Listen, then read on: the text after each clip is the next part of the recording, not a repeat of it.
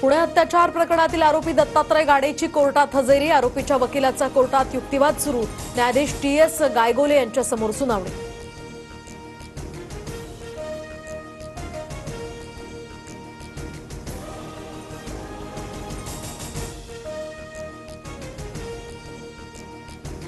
Pune court परिसरात महाविकास आघाडीचे कार्यकर्ते जमले। आरोपी दत्तात्रय गाडेवर बांगड्या फेकण्याचा कार्यकर्त्यांचा प्रयत्न। आंदोलनकर्ते सध्या पोलिसांच्या ताब्यात। स्वारगेट परिसरातील अत्याचाराच्या घटनेनंतर हा संताप। संवेदनशील प्रकरणामध्ये काळजीपूर्वक बोला, मुख्यमंत्री फडणवीसांचा मंत्र्यांना सल्ला। तर योगेश कदमांचं बोलणं वेगळ्या पद्धतीने घेतलं गेलं, फडणवीसांची प्रतिक्रिया।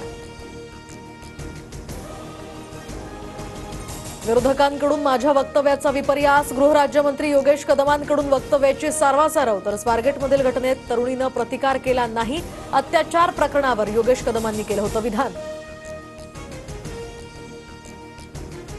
उद्धव ठाकरेंनी योगेश कदमांना संपवण्याचा प्रयत्न केला। ठाकरेंना उद्ध्वस्त केल्याशिवाय राहणार नाही, ठाकरेंवर गंभीर आरोप करत रामदास कदमांचा इशारा। कितीही डुबक्या मारल्या तरी गद्दारीचा शिक्का पुसला जाणार नाही। शिंदेंच्या प्रयागराज दौऱ्यावर ठाकरेंची टीका। तर बाळासाहेबांची शिवसेना आणि विचारांसोबत ज्यांनी बेईमानी केली त्यांचं पाप धुण्यासाठी प्रयागराजला गेलो, शिंदेंचं ठाकरेंना प्रत्युत्तर।